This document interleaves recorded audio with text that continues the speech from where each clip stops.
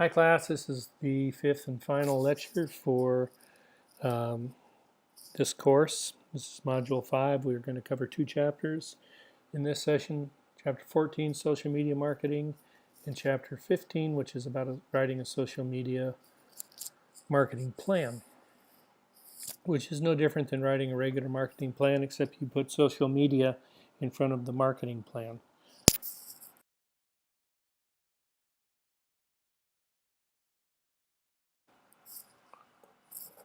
So why do we want to measure? Well, as Peter Drucker said, if you can't measure it, you can't make it better. You also hear if you can't measure it, you can't manage it. And so we want to be able to we want to be certain rather um, that before we ever get started, we have systems in place that can evaluate our tactics that we're employing along the way, so we know which ones are working and which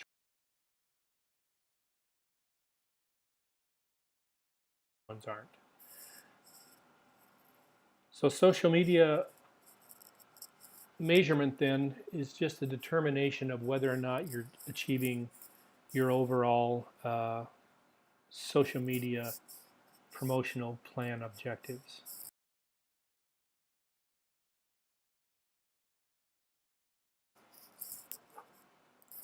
So the first thing you want to do, it says here, the first thing you want to do is define your qualitative and quantitative goals, but really the first thing you want to do, well, that's fine. We'll stick with that. So if we promote or we advertise for different reasons to create customer awareness, to increase sales dollars, to increase sales units, to create brand awareness, increase customer satisfaction. We do it for a number of different reasons. So you want to be clear in that context of why you are employing these different social media tactics and which one will accomplish which objective, and then have ways thereafter to measure to what extent they're contributing to any improvements. That's the only way you can begin to evaluate a return on investment for any one particular tactic or any one particular social media platform that you're employing. In that regard, you have to have benchmarks, therefore, that you would set. That's one step that you would do. You first identify your key performance indicators like click-throughs or whatever it is that you think measure. Let's say if that might be a metric for um, product awareness. Repurchase might be a measurement of customer satisfaction, as well as increase in sales. So you set up these key performance indicators, and then you define benchmarks for each. So click-throughs might be the average of the monthly click-throughs for the last 3 months, and then you go forward for a subsequent 3 months after you initiate your program, and you would measure that latter against the former, and you could determine whether or not you think you've achieved that particular objective.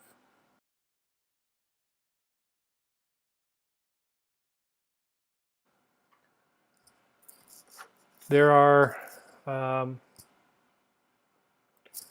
two types of objectives, quantitative and qualitative. Quantitatives are things that you can measure their objective, and qualitative are subjective things that you might be trying to accomplish, like improve customer satisfaction, which in fact we can measure. So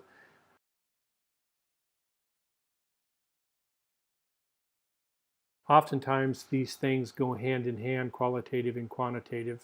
Uh, some there isn't a lot of gray area like click-throughs, but other things like customer satisfaction you can measure typically with surveys before and after you employ your particular strategies.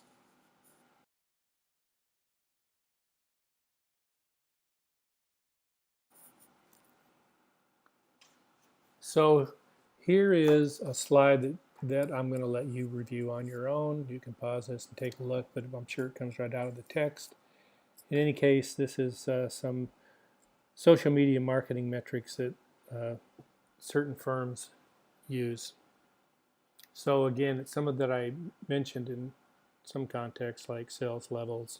They've got hits, click-throughs, number of followers, et cetera, et cetera. That all makes sense. This also gives you the trends on some of these uh, metrics that is occurring in the marketplace.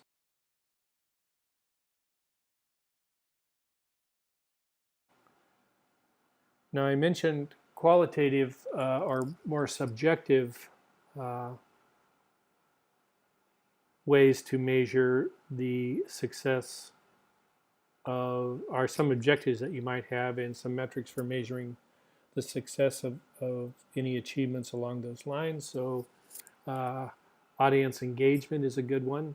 How do you know you're having better audience engagement? Can you measure it? Yeah, you probably can by the number of people. If there's an increase in sort of the audience, and then the extent to which these people engage. Of course, you got to define what engage is, but some of these are just what I said. They're subjective.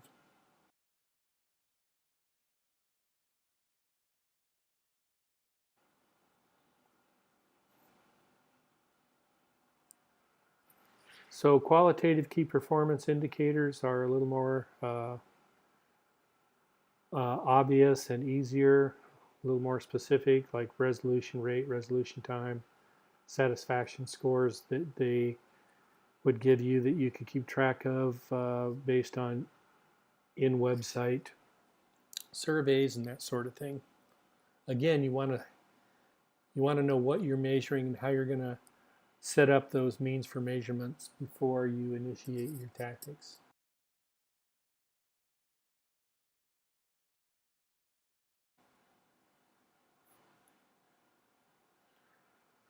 Lots of studies will tell you that there aren't any really good ways to measure the ROI on social media marketing, and I probably land partially in that camp myself.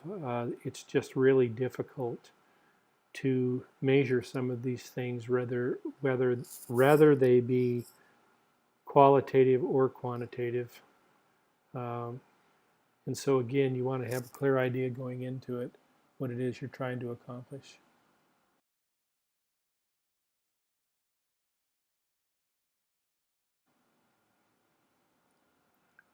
There are a number of tools out there that one can employ to measure success, and I would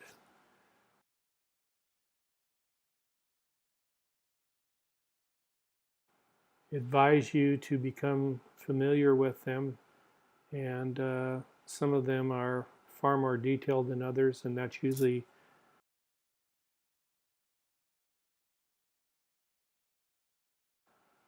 exemplified by the price of each. They run from not that much per month to from the less sophisticated to uh, ones that are extremely expensive for those that need that level of detail.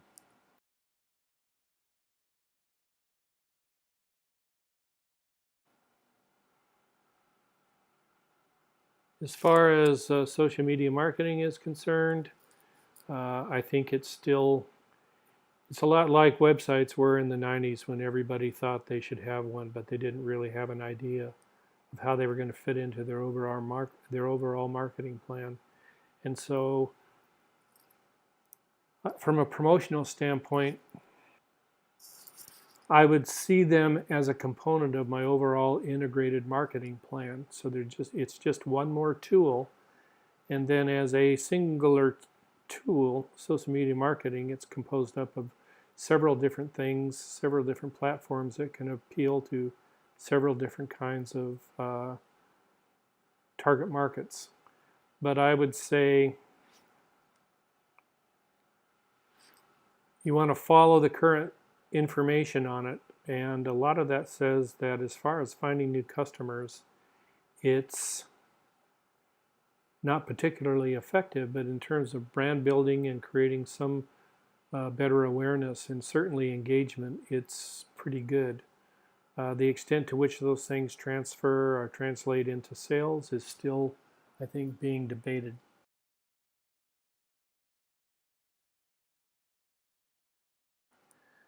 Okay, should say chapter 15, but that's the funky thing that this thing does. Um, when you paste a chapter into another PowerPoint presentation, it holds the beginning one, so it's chapter 15.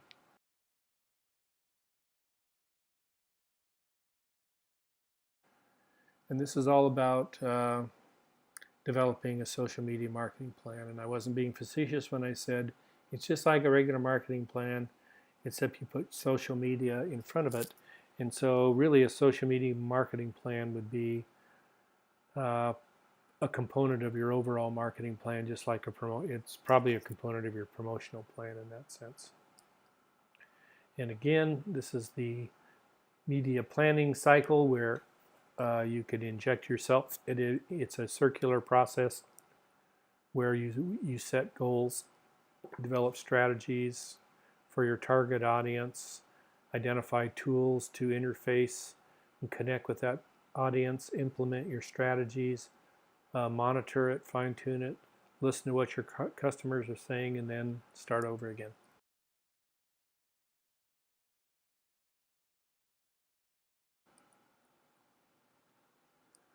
So I have selectively eliminated numerous slides out of about a 40 slide chapter to cull it down to what I think are the most important things to remember. And the first thing would be what they tell you is an eye-catching title page.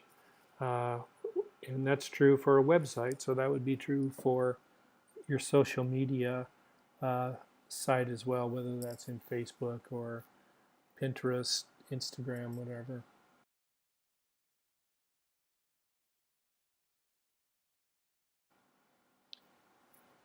And so here was one out of the text for XYZ Coffee. I wish I could do that at home, but I can't. I have to go pay somebody to do it. So have an eye-catching, motivating title page.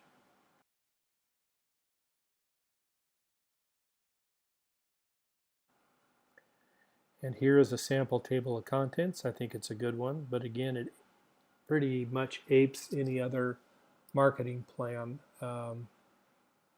table of contents.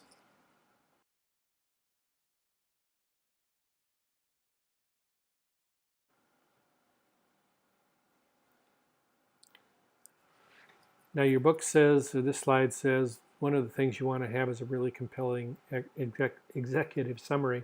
And that's true for whether it's a business plan or a standalone marketing plan or a standalone social media marketing plan. And they're rarely more than 1.5 pages. Really, they're really good if you can keep them to a page. And the very simple reason is that somebody like a venture capitalist or a banker or whomever is reviewing this won't read any further than the executive summary. So you want to have a really concise overall picture of your entire plan that is brief and to the point that somebody can read and get a point of what it is you're saying or implementing.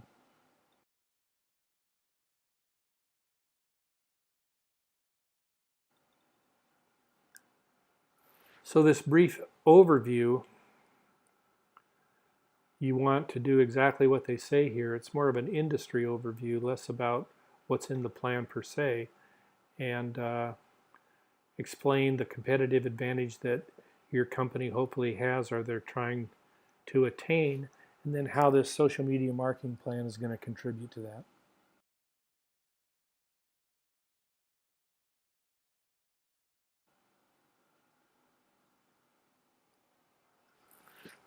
So you want to be able to, again, understand your target customer and define clearly the match between your target customer and what it is that you're trying to accomplish with them through this social media marketing concept. And so you want to understand these 5 metrics for auditing a company's social media presence.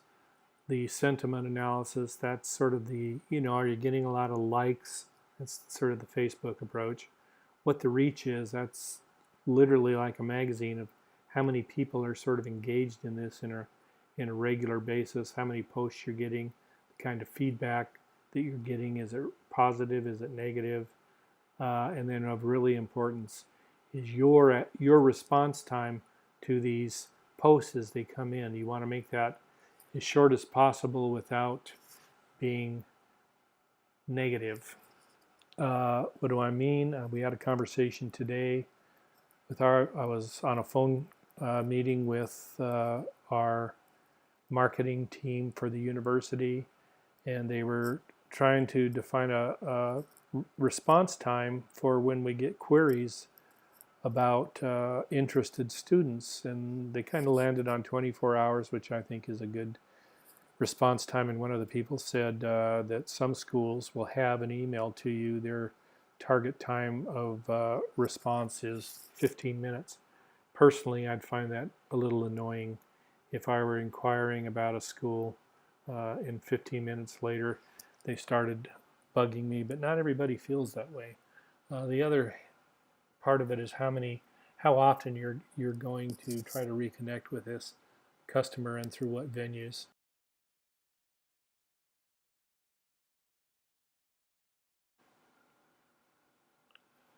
So one of the wonderful things that some of these platforms like Facebook can provide a business is you can sort of get a read on how your company is being perceived in the marketplace, as well as the competitors that you have to deal with. And you can find whether or not the comments are positive or negative, and if they're, as well as why they're positive and why they're negative. And you can learn a lot about yourself and your competitors. And from that, you can determine your strengths and weaknesses and opportunities and threats within the marketplace. And that is just a social media SWOT. At this point, you should all be aware of a SWOT analysis. And it's the same thing. It's just got, it's like my marketing plan. It's got social media in front of it.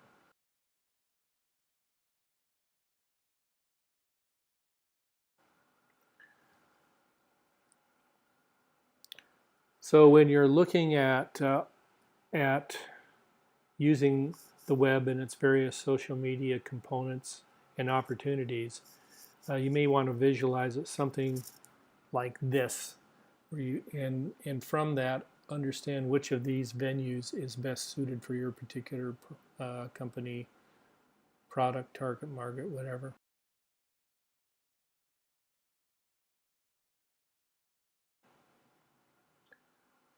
So this is nothing more than a reiteration of what I talked about several minutes ago in the other chapter of be very clear going into it of what your objectives are. This is goals. I like to say objectives because objectives are typically quantified or qualified, and therein you can measure them.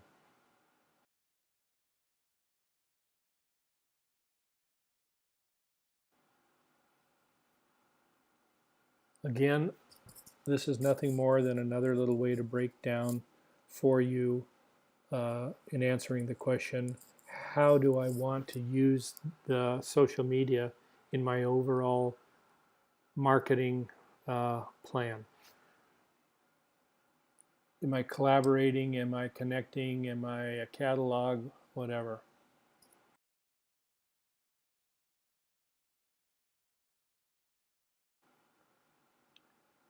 I've talked about the target market a few slides ago. That's just a fundamental marketing concept. Unless you know very clearly who your target market is, then everything else you're doing is probably much of all of what you're doing is a waste of time. If it's not directed at somebody intentionally on purpose, then strategically you've created yourself a problem. So know who your target market is.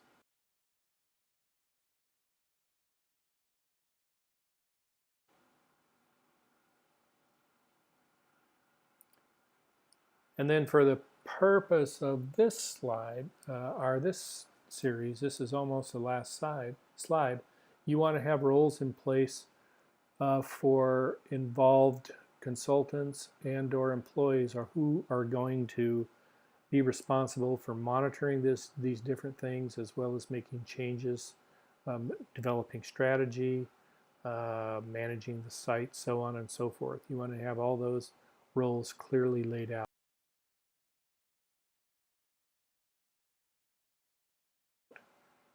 And finally,